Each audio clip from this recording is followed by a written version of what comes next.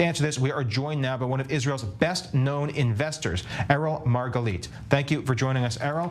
I want to start with the big topic. Well, just how is Israel going to rebuild an economy given all the damage it's taken and the international shellacking it's gotten as far as investments goes? Yeah, it's a big challenge for the high-tech industry in general around Israel, and it's certainly a challenge here in the Galilee. I'm currently in the Food Tech Climate Tech Center in Kiryat Shmona, in a city that's very near the Lebanese border, which is mostly evacuated, Margalit Stratup city. And together with we're here on a tour today, together with the kibbutzim, together with the mayor of Kiryat Shmona and the head of the kibbutzim section, because we're in the middle of projects, and we want to make sure that despite of the war, we are continuing to plan the day after with major investments in the food tech category, with major investments in the climate tech category. And one of the things that I'm trying to impress upon the government, that yes, it is very important to give a clear answer whether we're engaging in a full-out war, and if we're not, then let's bring this conflict in the north to an end. Let's have a beginning, middle, and end with a resolution that includes both military strength on Israel's part, but also a strong diplomatic maneuver, because the people in the north need to come back to their houses within X amount of weeks, because otherwise the north will be bankrupt, quite frankly. Erel, in addition to everything you've done when it comes down to building an economy in the north, you are a finance guy first and foremost, and you had some interesting ideas on how to also combat the enemy's financing and stopping terror groups from getting their hands on cash flows too.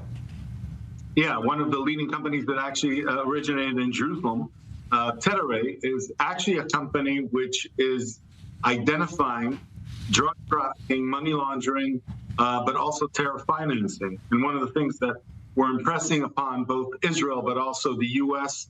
and some of the other banks and the other international community is that terror is not only guns and weapons and missiles and underground tunnels. Terror is also money, and organizations that have a lot of money to spend, both in terms of recruiting the terrorists, paying them a monthly salary. It's very mundane, but also building the tunnels and getting the ammunition from different sources. That's what you need to stop.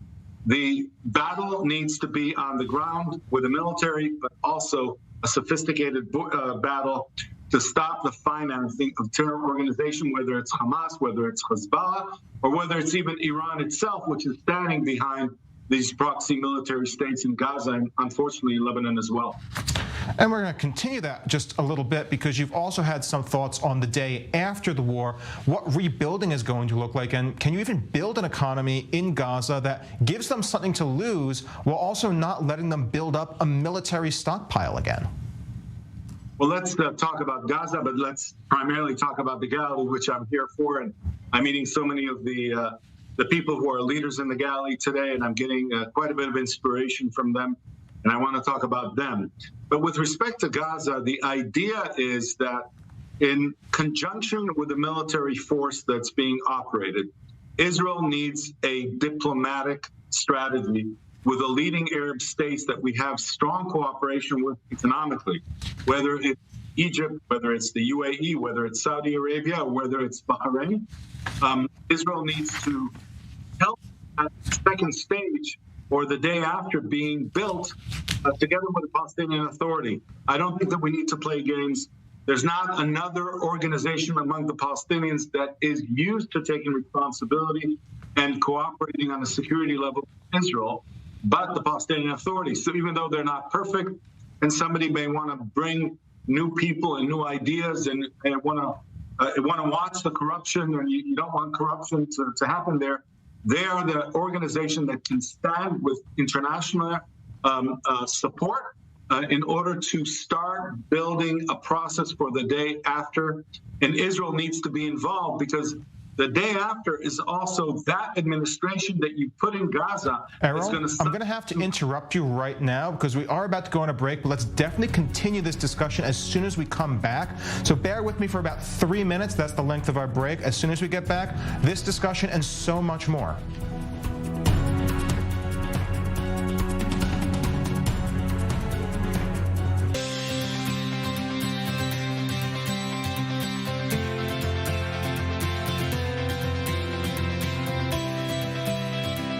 Israel is in a state of war. Families completely gunned down in their beds. We have no idea where is she. As our soldiers are fighting on the front line, but the general perception is something that certainly needs to be fought as well.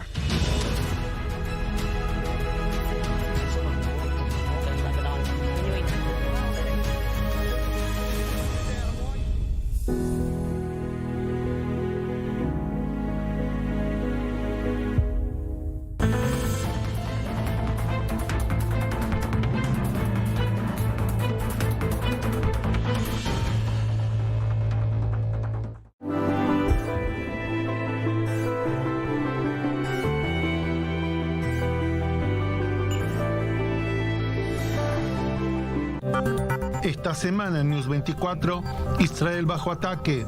News 24 en español trae el análisis y la información de los acontecimientos de la guerra Espadas de Hierro. Entrevistas exclusivas, reportes desde la zona de guerra, la reacción de los países hispanoparlantes. News 24, el único medio en español que te mantiene informado y conectado con la comunidad latina en Israel. News 24 únicamente en I24news.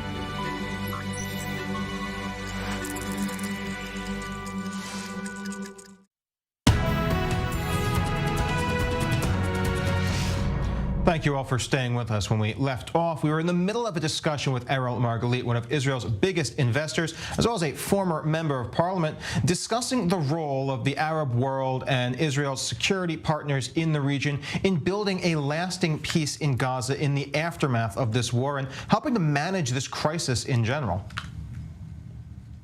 Well, I think that, you have very powerful countries right around you, and you have Egypt, which is probably the most stable country that, of course, has a border with Gaza and has a lot to stake, has very strong security cooperation with Israel, and has a strong authority when it comes to Gaza. You also have the UAE. The UAE is Israel's strongest economic partner. We have about 12 companies operating there, both in Dubai and Abu Dhabi. And we have broad cooperation, whether it's cybersecurity, or fintech, or climate tech, or food tech.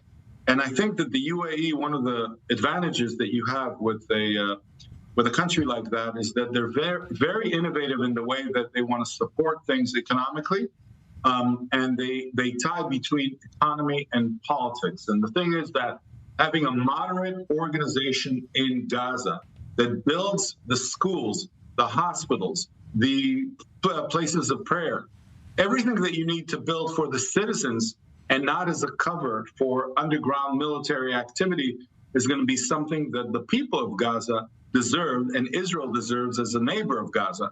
And so I think that having people like that involved is important. Last but not least is Saudi Arabia. Saudi Arabia and Israel, behind the scenes, quietly, we have strong economic cooperation that we're beginning to build.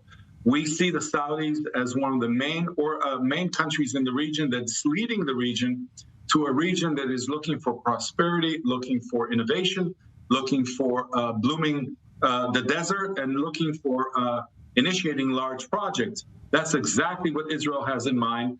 And using that power that Saudi Arabia is mastering to help the region move to the next stage is going to be critical as well. All that with moderate Palestinians that we are working with in Jerusalem, that we're working with in the West Bank. You have to remember, not all Palestinians are extremists. There are many. The majority of the Palestinians want to build their lives, and they want to have an administration that helps them do that. Erel, for our last topic, I want to jump back to something that's closer to your heart and your main passion right now. That's the tech sector. One of the things that you've been speaking about is the role that the tech sector has been playing in this conflict itself and in the post-conflict aftermath. Let's talk about just how they're helping manage things. Well, first of all, the fact that a lot of our companies are thriving, are making the international connections, are making the connections in the region itself, and are building a strong international alliance, that serves as the base for Israel's economy on the day after. And that serves as the base for a lot of Israel's diplomacy. Because what you want is you want an Israel that talks to the countries in Europe, the countries in Asia, the countries in North America about innovation, about cooperation, about win-win strategies. And the high-tech sector is probably the symbol of an Israel that's creative, that's cooperating, and Israel that also knows how to fight when you need to, but also build on winning strategies that you could build on for the day after. The day after is the high-tech economy that needs to be leading because you need innovation and you need imagination to envision a little bit of a different reality after we're just having here with Hamas.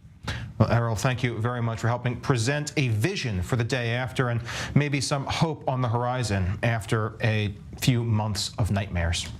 When you're here in the Galley, you are filled with hope. It's beautiful, and we're looking forward to doing great things here in the Galley. There's amazing people, and the young people in Israel need to consider the Galley as their next place to live after the war. Absolutely. Thank you very much, Erel.